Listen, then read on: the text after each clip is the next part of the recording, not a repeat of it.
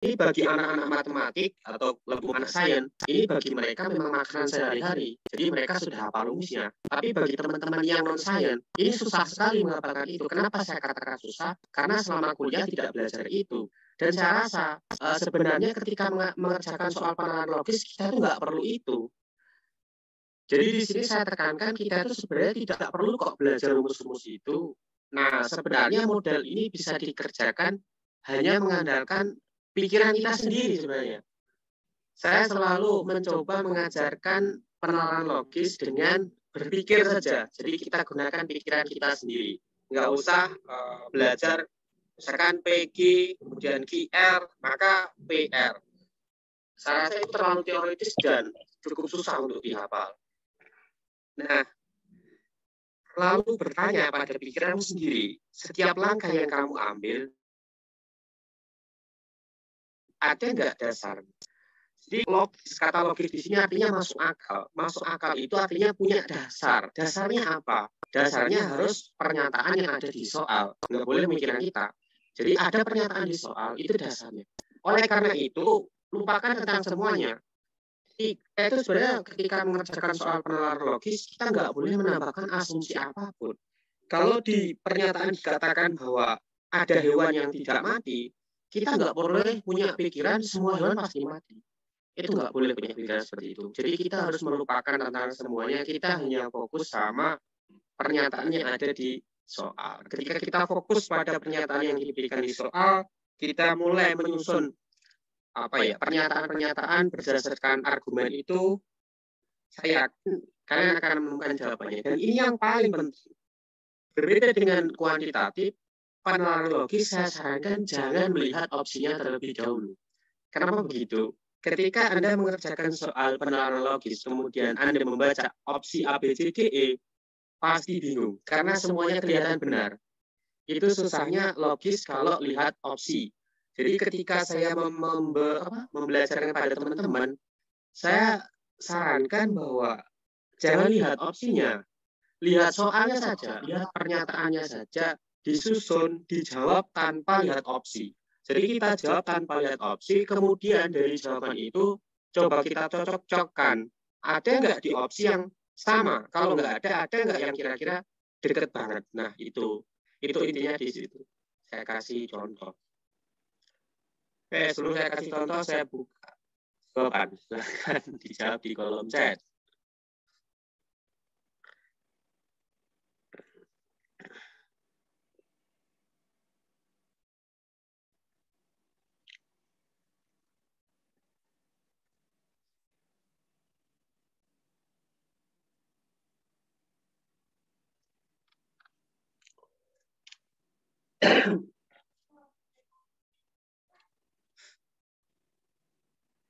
Oke, jawaban mulai bervariasi.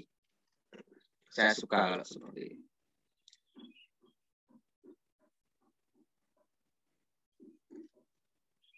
Wah, ada D, ada E, ada C. Oke.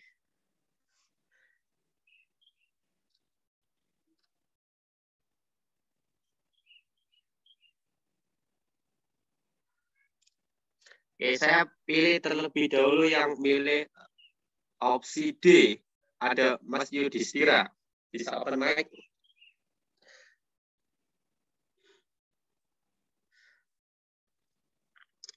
Halo Mas Yudhistira, bisa open mic nggak? Ya, halo. Iya, Mas.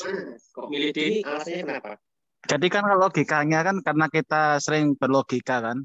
Kayak main catur. Jadi tidak semua orang pergi ke rumah sakit karena sakit. Jadi Saski pergi ke rumah sakit. Jadi rumah sakit adalah tempat orang sakit. Ya memang memang betul orang rumah sehat ya tempatnya orang-orang sehat kan gitu. Rumah sehat. Oke. Itu logikanya. Jadi logikanya kayak gitu, Mas. Jadi aku menganalogikan ya memang harus out of the box ya. Maksudnya dalam arti kita nggak lihat dari sisi subjeknya ini kan ada premis mayor minornya kan Saski pergi sakit rumah sakit ya belum tentu juga dia sakit apa nggak sakit kan, tapi misalnya dia sakit kan berarti kan ada jawaban-jawaban kayak gini kan kayak ini kan menyesatkan menurut saya sih. Jadi saya pilih gitu, Mas. Mas Yudhistira dulu ini mau S2 atau mau S3, Mas? Aku S2, Mas. Aku ngambil S2 MBA. Oh, bisnis ya? Bisa administrasi ya? Iya, mau rencana ngambil di luar negeri, Mas, gitu. Tapi Oke, belajar dulu itu. Ini kan harusnya kan sama kayak di GRE kan diajari juga, Mas. GMAT juga ya? Iya, GRE, GMAT kan sama ini. Iya. Heeh. Oke, makasih Mas Yudhistira. Itu tadi Mas Yudhistira mewakili yang opsi D. Tadi saya lihat opsi E siapa ya? Ada Mbak Sari, bisa open mic.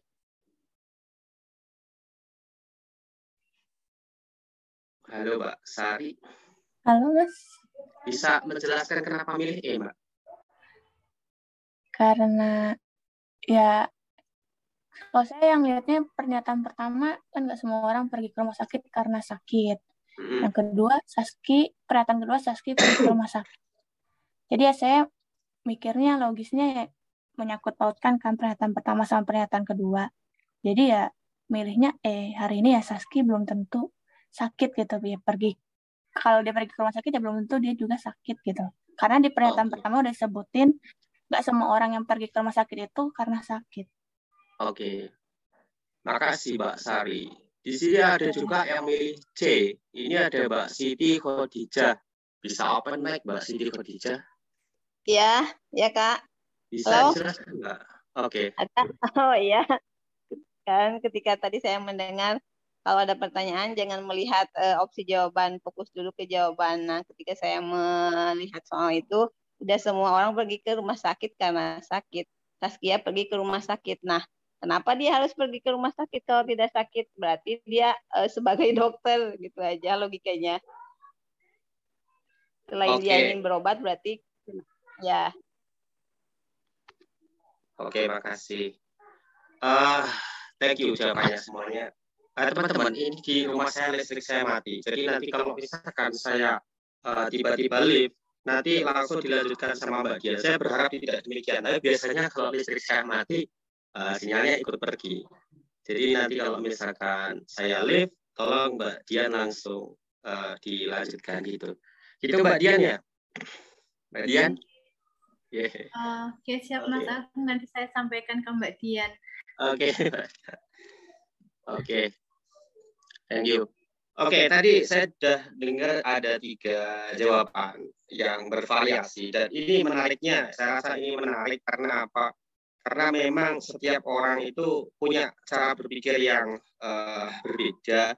Jadi saya tidak bisa memaksakan bahwa setiap orang harus punya satu pikiran yang sama dan saya yakin setiap orang memutuskan berdasarkan argumen yang ada di pikirannya berdasarkan latar belakang berpikir yang berbeda-beda. Tetapi di sini saya coba menjelaskan apa ya cara berpikir saya karena saya yakin bahwa yang milih C, yang milih D, yang milih E, kalau milih C pasti nggak setuju sama yang milih D. Begitu juga yang milih D pasti nggak setuju sama yang milih E. Jadi saya nggak mengatakan bahwa jawaban saya ini benar, tapi saya mengatakan bahwa ini adalah cara saya mikir. Oke, sebagai seorang yang mengadopsi ini dari bukunya TPA gitu. Nah, seperti yang saya katakan sebelumnya tadi bahwa ketika kita mengerjakan soal TPA, ya, Bappenas dan lain-lain, kita diminta untuk menarik kesimpulan berdasarkan premis-premis yang diberikan, bukan berdasarkan kemampuan berpikir kita sebelum itu. Karena ini adalah sesi berpikir logis. Nah, sebelum itu, di sini ada kata tidak semua. Tidak semua itu setara dengan kata ada, setara juga dengan kata beberapa. Jadi kalau ada kalimat tidak semua, kemudian ada juga kalimat ada juga kalimat beberapa, itu artinya sama. Tidak semua orang pergi ke rumah sakit karena sakit, itu bisa saya ganti dengan ada orang yang pergi ke rumah sakit bukan karena sakit. Kalau kemudian kita mengatakan semua orang yang pergi ke rumah sakit itu karena sakit, itu kan pikiran kita.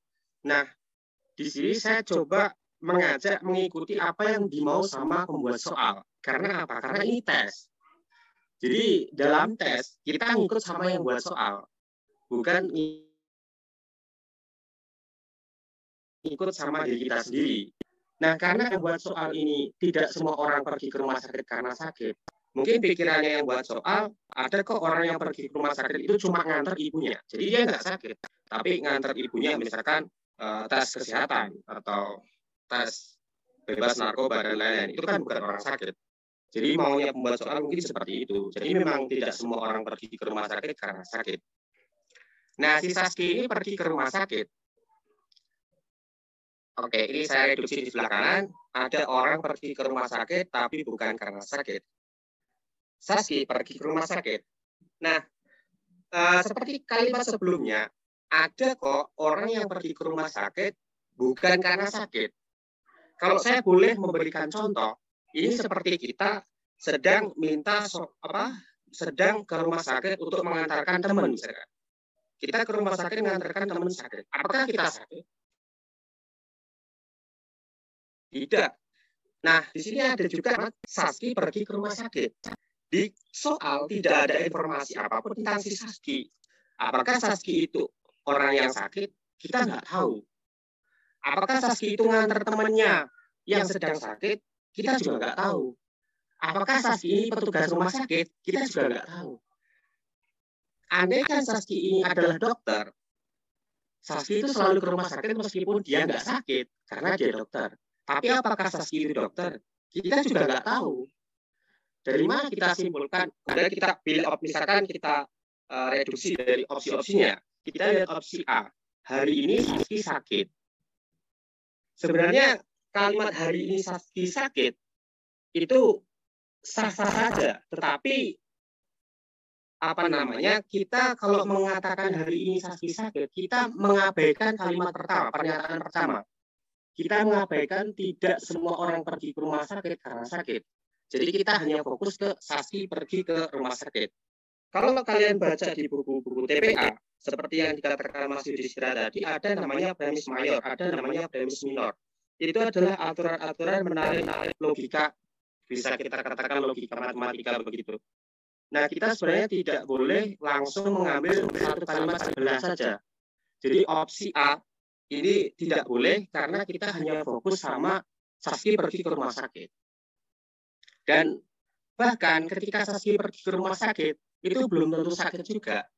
Jadi opsi A saya katakan salah. Kenapa salah? Karena meskipun Saski pergi ke rumah sakit, dia belum tentu sakit. Bisa aja dia dokter, bisa aja dia perawat, bisa aja dia itu petugas kebersihan di rumah sakit. Jadi belum tentu dia sakit. Begitupun opsi B, hari ini Saski tidak sakit, juga belum tentu. Bisa jadi Saski itu memang sakit. Jadi dia sakit ke rumah sakit bisa juga. Kemudian opsi C, Saski adalah seorang dokter, siapa yang ngasih tahu? Kita nggak tahu. Meskipun Saski pergi ke rumah sakit, belum tentu dia dokter. Jangan-jangan dia memang berobat. Kemudian opsi D, rumah sakit adalah tempat orang sakit. Ini benar. Benar secara nilai kebenaran. Jadi di matematika itu ada namanya nilai kebenaran. Rumah sakit adalah tempat orang sakit, itu benar. Tapi tidak berhubungan dengan pernyataan yang diberikan. Jadi ada kebenaran, tapi dia nggak nyambung. Opsi D itu benar, tapi nggak nyambung sama premis yang diberikan. Karena di premisnya dia menyinggung masalah Saski, bukan masalah rumah sakitnya. Jadi sebenarnya seperti kebanyakan yang jawab tadi, saya lebih setuju sama opsi E. Jadi hari ini si Saski itu ternyata belum tentu sakit. Bagi kalian yang belum bisa menerima jawaban ini, nggak apa-apa. Kenapa? Ya seperti yang saya katakan tadi, pola berpikir tiap orang itu beda. Dan belum tentu cara mikir kalian itu sama dengan yang pola pikiran pembuat soal. Jadi kalau pola pikir kalian beda, nggak apa-apa. Tapi nomor satu jawaban E ini adalah dari aturan-aturan berpikir logis. Oke, itu nomor 1. Saya lanjutkan nomor 2.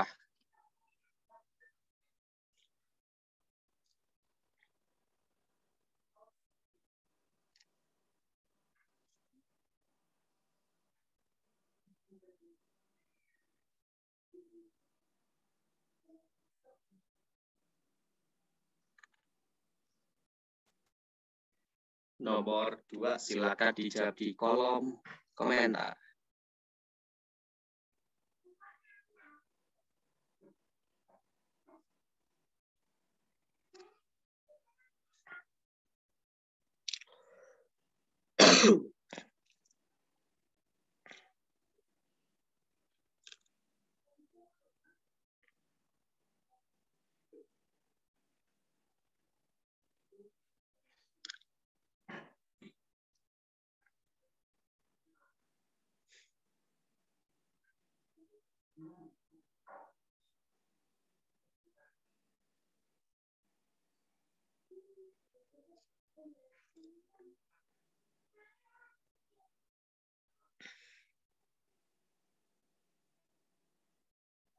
Oke, di sini ada yang jawab C, ada Najia Utpah. Boleh open mic, Mbak?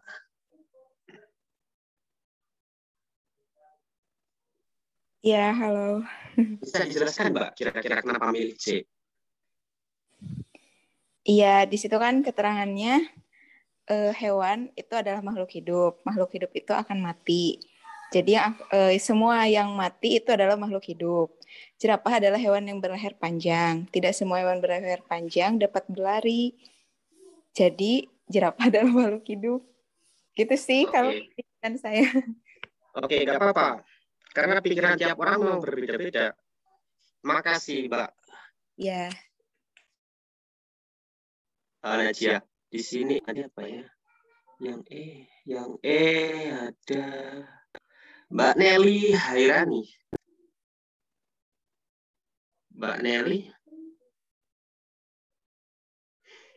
Ada oh, Mbak iya. Nelly. Ada. Wah, jangan ketawa, Mbak. Kenapa milih E? Sebenarnya bingung, Mas, antara E sama C. C juga ya bisa memungkinkan benar, sama E jerapah akan mati karena semua hewan adalah makhluk hidup. Semua makhluk hidup akan mati. Jerapah adalah hewan. Berarti hewan itu adalah makhluk hidup dan pasti akan mati. Oke. Jadi Mbak Nelly ini kalau ujian milih apa nih? Milih C apa E? Atau jangan-jangan milih D aja? 12 tuh hat Oh, ya. Kayaknya pilih E aja. Atau lah. Jujurlah misalnya harga timbul jadi 1.000, 2.000. Mbak Hana tolong di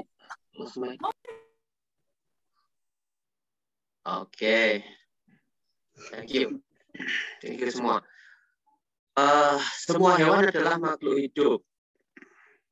Seperti yang saya katakan, tidak semua itu bisa diganti dengan atau beberapa.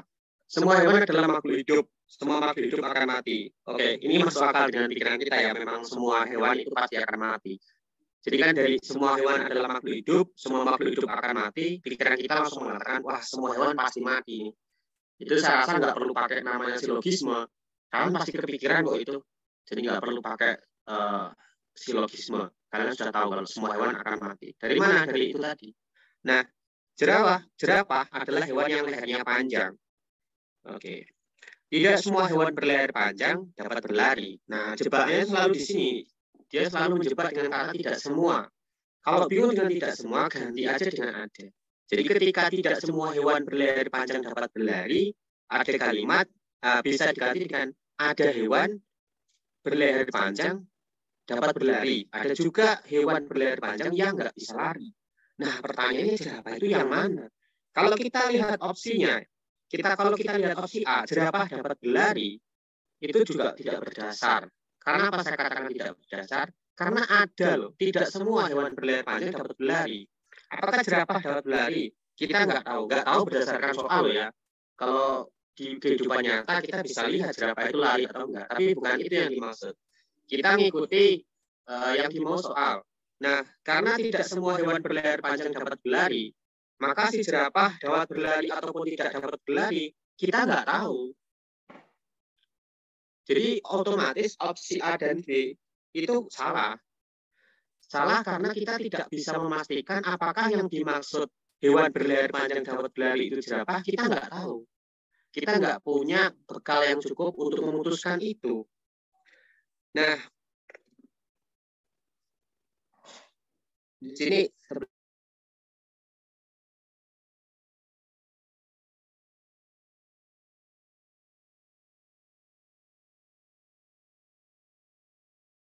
belakangan saya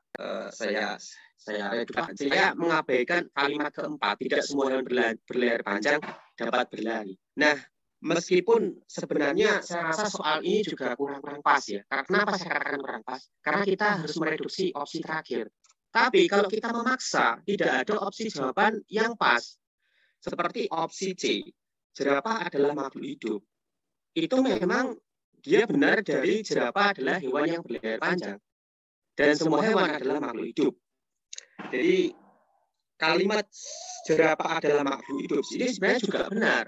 Tetapi kalau kita mengatakan jerapah adalah makhluk hidup, kita mengabaikan kalimat semua makhluk hidup akan mati. Dan tidak semua hewan berlayar panjang dapat berlari.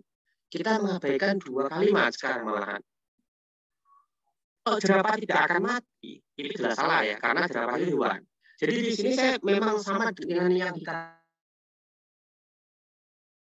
Mbak siapa tadi, saya lupa yang milih. Jadi saya juga di sini agak bimbang memilih antara C dan E. Tetapi menurut bukunya Aristo Chandra, jawaban yang benar adalah opsi E. Dengan alasan ketika kita milih opsi E, hanya ada satu kalimat yang kita abaikan, yaitu tidak semua hewan berlayar panjang dapat berlari. Tapi ketika kita milih opsi C, kita mengabaikan dua kalimat.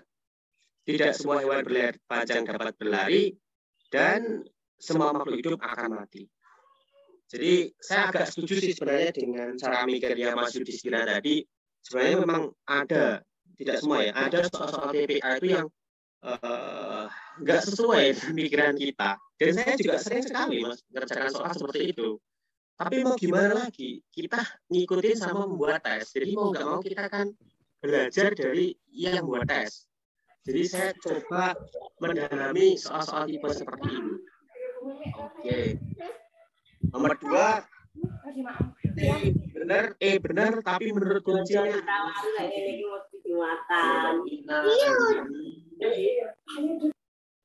Oke. Tapi kalau saya sendiri juga lebih yakin yang E, karena hanya mengabaikan satu kalimat. Nomor 3. Wah, saya ini salah. Wah, ini saya salah ngatur animasi. Agak usah ditebak gitu. Saya salah ngatur animasi. Nomor 3. Setiap siswa di kelas 10 pakai kalkulator grafik. Setiap orang punya kalkulator grafik mengerti tentang fungsi trigonometri. Roni adalah siswa kelas 10. Yang perlu kalian ingat bahwa kata setiap, semua, seluruh, itu artinya sama. Jadi kalau ada kata setiap, itu sama dengan semua. Di situ dikatakan bahwa setiap siswa di kelas 10 punya kalkulator grafik. Nah, dia juga mengatakan bahwa pokoknya yang punya kalkulator grafik itu pasti ngerti tentang fungsi trigonometri. Nah, karena setiap siswa di kelas 10 punya kalkulator, jadi mestilah semua siswa kelas 10 ngerti juga tentang fungsi trigonometri. Ini akibat dia punya kalkulator grafik. Nah, si Roni itu siswa kelas 10. Karena si Roni ini siswa kelas 10, berarti dia kan punya kalkulator grafik. Karena Roni punya kalkulator grafik, ya mau nggak mau Roni itu pasti ngerti tentang fungsi trigonometri. Saya rasa kalau nomor 3, ini hampir tidak terjadi konflik kognitif ya, beda sama nomor 2 tadi. Nomor 2 tadi memang agak gampang sekali, tapi untuk nomor 3 saya rasa ini adalah tipe soal yang sederhana. Kita bisa menjawab ini dengan sederhana gitu. Oke, selanjutnya nomor 4. Kita dijawab dulu di kolom komentar.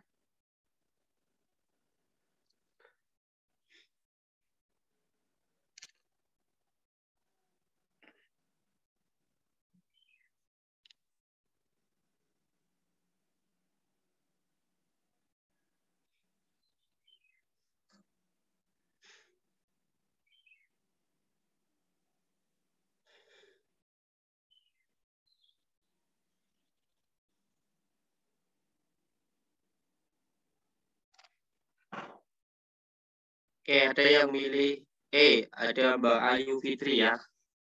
Mbak Ayu bisa open mic nggak?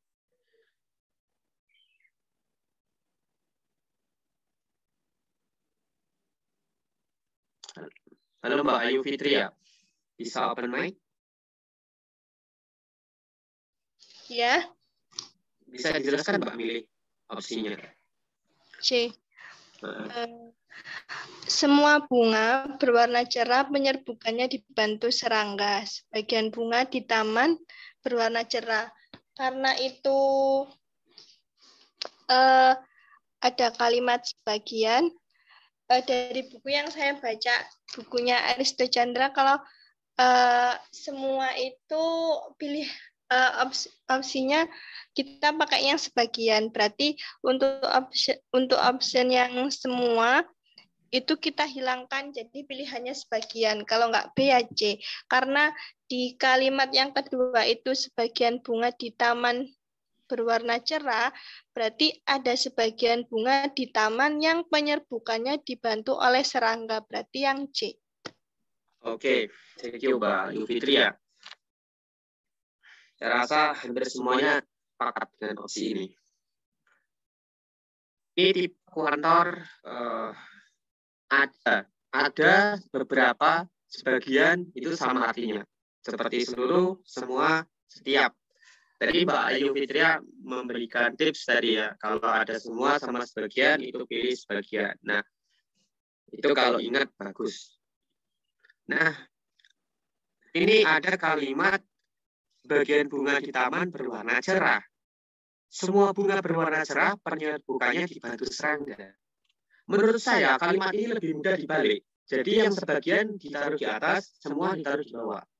Kalau kita mengatakan sebagian bunga di taman berwarna cerah, kemudian semua bunga berwarna cerah penyerbukannya dibantu serangga, pikiran kita langsung mengatakan sebagian bunga di taman penyerbukannya dibantu serangga. Jadi saran saya kalau ada semua dan sebagian ini ditukar saja. Kalau menukar nggak merubah makna. Jadi setelah titik itu ditukar urutannya. Nggak begitu bermanfaat juga sih, tapi paling nggak ini lebih memudahkan kita menata pikiran. Jadi karena sebagian saja yang berwarna cerah, jadi mestilah sebagian juga yang nanti penyerbukannya dibantu serangga. Jadi benar ini kita akan milih opsi C. Oke, terakhir nih nomor 5.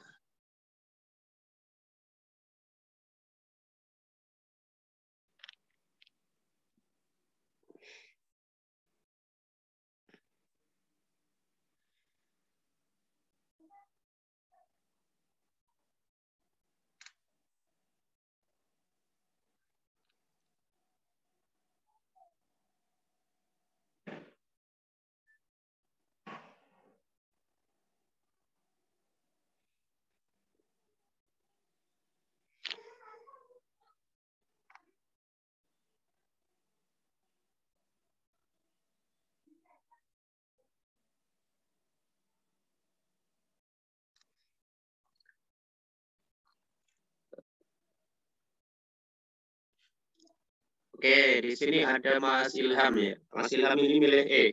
Mas Ilham, boleh open mic nih. Saya masih agak rancu yang ada seharusnya sih, Mas. Oke. Jadi saya nggak milih. Kalau opsinya adalah sebagian ketua RW berjiwa sosial, saya akan milih itu. Tapi karena ada kata seharusnya, makanya saya milih E. Oke. Gak apa-apa, nanti kalau ada soal TPA terus kita ragu, pilih aja, gak apa-apa. Karena nggak ada minus. Itu gak apa-apa salah. Oke, untuk yang D saya rasa banyak. Nggak usah, banyak banget yang D. Nah, saya wakili aja yang D. Di sini pengurus koperasi seharusnya berjiwa sosial. Oke. Pengurus koperasi saja yang seharusnya berjiwa sosial. Jadi menurut kalimat ini, pokoknya pengurus koperasi itu seharusnya berjiwa sosial. Jangan mengubah kalimat ya. Kalau di sini dikatakan seharusnya, ya nanti harus ada muncul kata seharusnya. Nggak boleh dipastikan. Jadi begini maksudnya.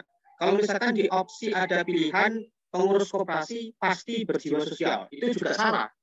Karena kata pasti dan seharusnya itu beda maknanya. Seharusnya itu kata harapan.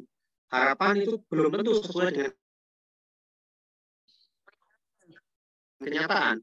Pengurus koperasi seharusnya berjiwa sosial. Apakah implikasinya apakah pengurus koperasi pasti berjiwa sosial? Belum tentu.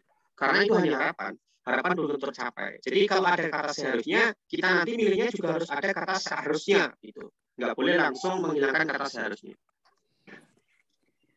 Nah, di sini ada juga sebagian ketua RW pernah jadi pengurus koperasi. Jadi sebagian ketua RW itu pernah jadi pengurus koperasi.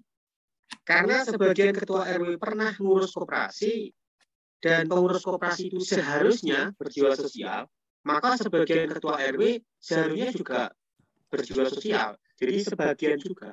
Meskipun memang kalau kita pikiran sehari-hari, namanya ketua RW ya harus berjiwa sosial dong, kan begitu. Tapi kan maunya soal nggak begitu.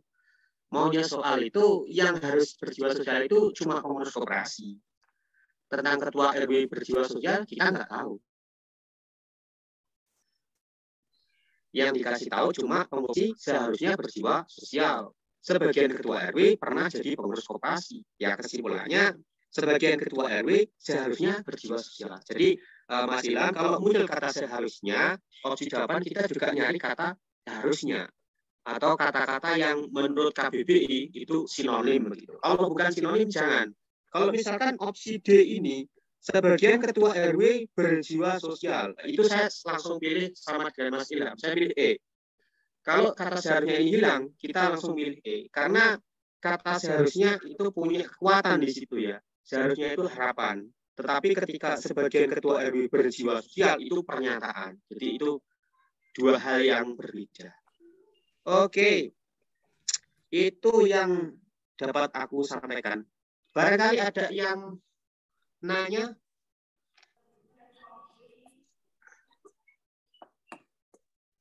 Oke, silakan untuk teman-teman jika ada pertanyaan yang ingin disampaikan ke Kak Agung, silakan. Kalau yang parkiran belum ada ya Mas Agung ya. Parkir mobil, ada 6 mobil lalu diparkir hijau, merah, kuning. Nah, itu kan agak bingung itu katanya. Oh. Terus opsi jawabannya gimana Mas? Ingat nggak? Tahu, aku belum nemu kuncinya sih. Bukan opsi ABC-nya, opsi ABCD-nya ingat nggak? Kira-kira kayak gimana? Oh, jadi opsi ABC-nya misalnya soalnya itu kan ada di parkiran perumahan. Nah, itu ada 6 mobil, ada warna putih, merah, hijau, kuning, biru. Nah, mobil putih harus berdampingan mobil biru. Mobil hijau harus 2 kalinya dilompatin 2 mobil putih. Nah, kayak semacam soal matematika tapi dia penalaran logis itu maksudnya itu. Oke. Thank you Mas Yudhistira. Oke. Itu yang agak bingung. Terus ada satu lagi yang soalnya ada Andi, ini nama samaran ya, saya mohon maaf ya.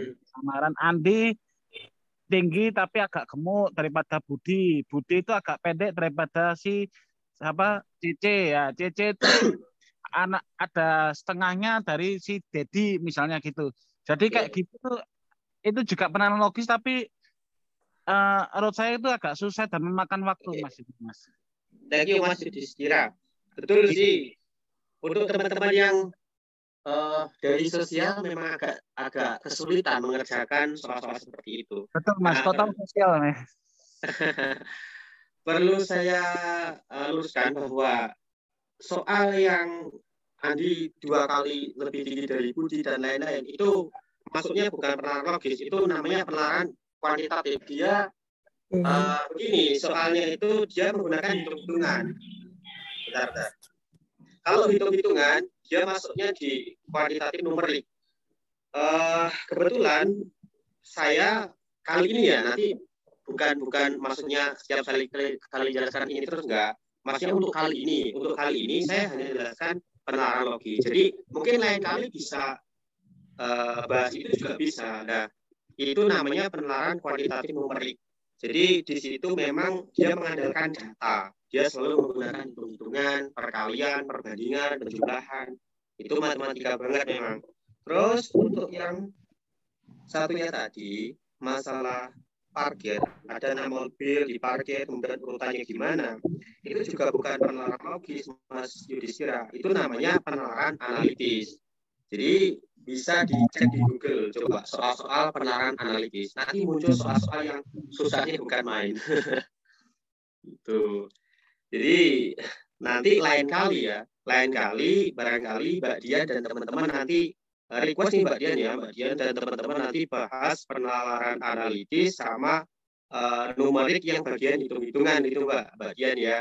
Ini masukan juga buat Mbak Dian dan panitia. Itu Mas Yudhistira ya, nanti lain kali kami bahas gitu ya.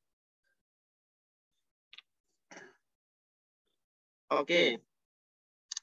Apakah ada lagi teman-teman yang ingin ditanyakan berkaitan dengan TPA numerik tadi? Ada pembahasan tentang deret, kemudian dilanjutkan tentang penalaran logis. Silakan kalau ada yang mau ditanyakan lagi. Oke.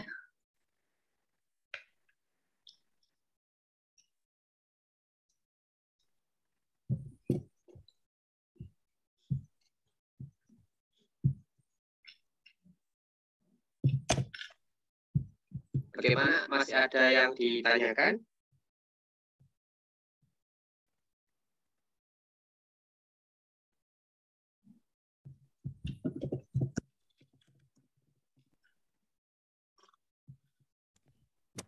Oke, mungkin sementara belum ada yang ditanyakan lagi, Kak. Kalau cukup, saya rasa cukup ya. Terima kasih buat teman-teman yang udah mau belajar bareng. Saya tekankan di sini saya juga belajar dengan kalian.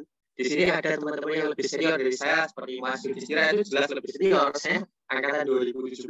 Jadi di sini saya yakin banyak sekali yang angkatan 2016 ke atas.